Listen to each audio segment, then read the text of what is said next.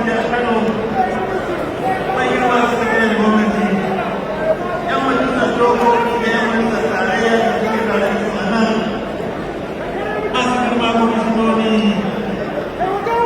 mai girma sabon sarkin Kano, Alhaji Aminu mai girma sabon sarkin Bici, Alhaji Nasiru Ado Baya, masu girma tsofaffin sarakuna masu daraja ta ɗaya, sarkin Kano, sarkin tsaraye da sarkin daya, duk da kowa da kowa ina yi muku marhabi, ina yi muku maraba, ina yi muku jamba. Babu shakka wannan rana ne ta farin ciki, ni ina farin ciki ƙwarai da gaske, domin al'ummar jihar Kano suna farin ciki ƙwarai da gaske. A yau an kafa tarihin da ba taɓa kafawa ba a Najeriya. Wannan kuma tarihi shi ne mai girma marigayi sarkin Kano, Alhaji Ado bayan Allah ya ji kansa. Wanda ya shekara 53 yana mulkin jihar Kano, yana sarkin jihar Kano. A yau ga ƴaƴansa ba da ƙane sun zama sarakuna masu daraja ta ɗaya. A gidan baba. Bai taɓa faruwa a Najeriya ba. Bai taɓa faruwa a Afirka ba. Amma abin da za mu ce shi ne, Allah subhanahu wa ta'ala ya albarkanci mulkin marigayi sarkin Kano Alhaji Ado Bayero. Wannan albarka ita yau muke gani. Wannan biki da ke yau na ba da takardun tabbatar da waɗannan mukamai ba su shakka lokaci ne mai ɗumbin tarihi. Kamar yadda kuka sani, dama mun yi alƙawari za mu yi wa masarautu gyare-gyare. Gyare-gyare saboda bukatar mutane. Gyare-gyare saboda mu faɗaɗa mu zurfafa taka rawar sarakuna a wajen gudanar da aikin gwamnati. Sannan kuma yi amfani da wannan dama mu ƙirƙiro waɗansu birane wanda za su zama ƙanne da babban birnin Kano. Saboda haka waɗannan masarautu za mu inganta ayyukan ci gaba domin kuma ku kasance kuna da birane masu amfani sosai da sosai. Kamar yadda kuka sani, mun ba da aiki na gyara asibitoci na waɗannan masarautu da na Rano, da na Gaya, da na Bici, da na Ƙaraye.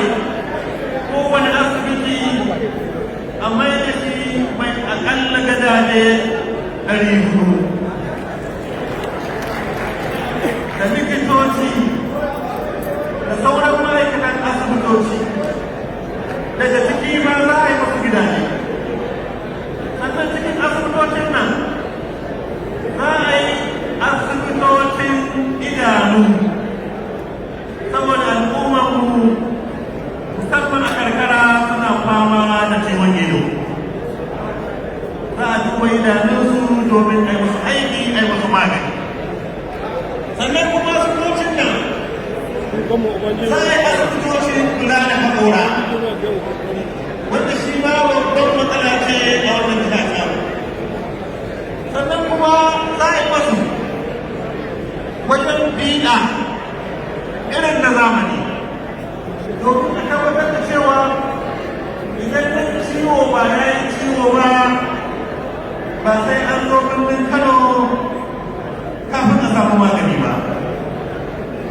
Sannan waɗannan masarautu da fadin gwamnati da fadin jihar Kano da baki ɗaya waɗannan masarautu za su taimaka mana musamman furushi da muka yi na ilimi ya zama kyauta, ilimi ya zama dole tun daga matakin firamare har matakin sakandare wanda ya haɗa hada mata.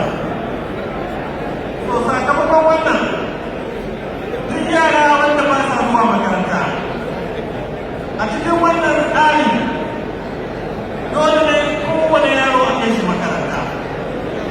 Sannan kuma yara almajirai da suke yawo a gari mun riga mun furuci mun hana bara na almajirai a jihar Kano.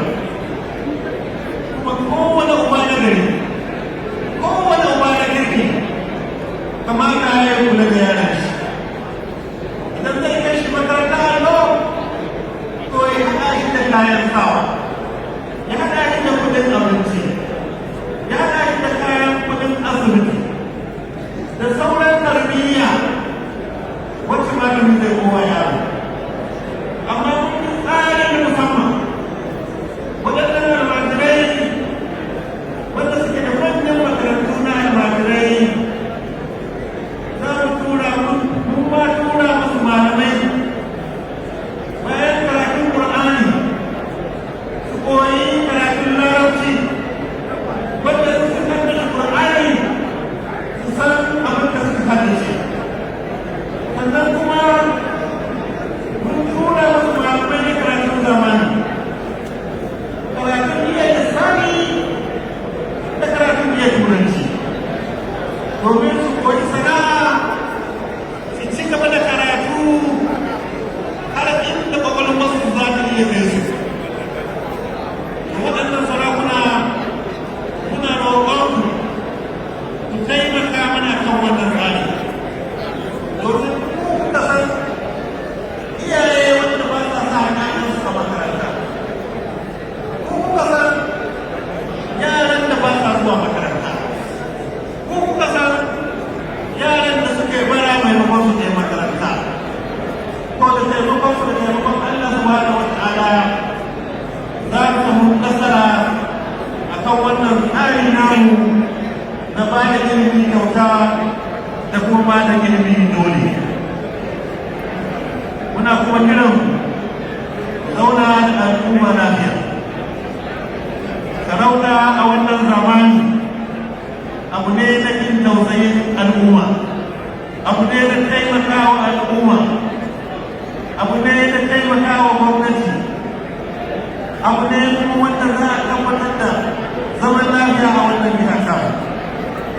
Kun san yadda lamarin tsaro ya suke a ƙasar nan, amma muna gode Allah subhanahu wa ta'ala ya ba mu zaman lafiya kusan da ce mun fi ko'ina zaman lafiya yau na Najeriya. Sai mu gode Allah subhanahu wa ta'ala, mu gode wa malamanmu da suke ta addu'a, mu gode wa kuma sarakunanmu da suke zama da al'umma ta lafiya. Daga ƙarshe ina shaida muku cewa mai girma mai martaba Sarkin Kano, Sabon Sarkin Kano, Alhaji Aminu shi ne shugaban majalisar sarakuna na jihar Kano. Allah kuma ya tashi ku. Allah rage maka. Allah dangane da Allah ya maka yi wa ido. Allah dan soyayya ka da manzon Allah ka wata wurin Allah. Allah dan soyayya ka da manzon Allah ka wata wurin Allah. Allah dan ikonka. Allah dan buwayarka. Allah dan Isra'i da Miraji na Annabi. Allah ka waga wurin gwamna. A saurara za a yi addu'a. A saurara.